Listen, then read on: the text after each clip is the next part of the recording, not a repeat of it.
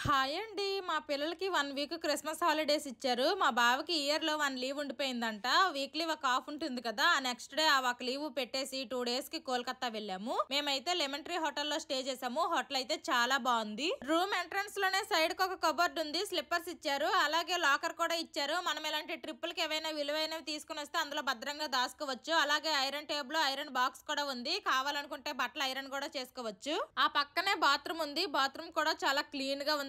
స్నానాలకు separate గా ఒక చిన్న రూమ్ లాగా అయితే ఇచ్చారు.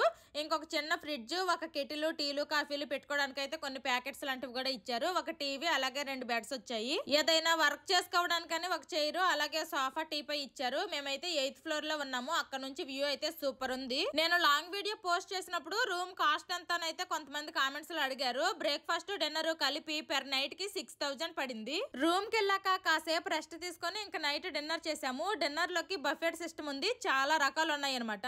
మాక్సిమం నా ప్లేట్ పట్టినన్ని వెరైటీస్ అయితే నేను వేసుకొని ట్రై చేసిన. ఇక్కడ ఫుడ్ కూడాను సూపర్ ఉంది. అన్లిమిటెడ్ ఫుడ్ అనమాట. మనం ఎంతైనా తినొచ్చు. అందరము ఎవరికి కావాల్సిన వాళ్ళు వేసుకొని అయితే తిన్నాము. ఆ తర్వాత మా పిల్లలకి కొంచెం అంత పప్పు అన్నం అయితే పెట్టేశాను. ఇంకా ఫైనల్ గా డెజర్ట్స్. ఇక్కడ డెజర్ట్స్ కూడాను చాలా రకాలు ఉన్నాయి. మళ్ళీ నా ప్లేట్ పట్టిన ఐటమ్స్ అయితే తీసుకుని వచ్చాను. మనం డబ్బులు కడుతున్నాము అంటే ఆ మాత్రం న్యాయం చేయాలి కదా.